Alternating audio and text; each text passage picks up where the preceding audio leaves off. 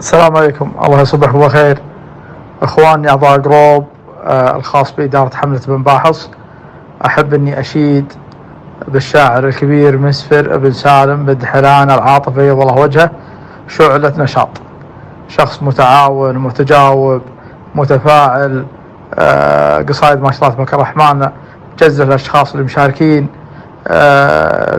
حتى قصائد تجينا مصممة جاهزة بيض الله وجهه، وتنشر على كثير من الجروبات وكثير من السنابات.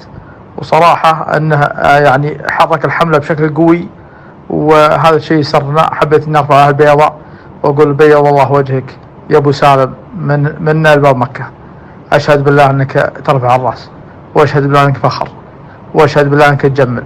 بيض الله وجهك، بيض الله وجهك، بيض الله وجهك. حبيت اني اشيد به، واشهد بالله انه يستاهل المدح. بيض الله وجهه ما يبهج الخطر لباس.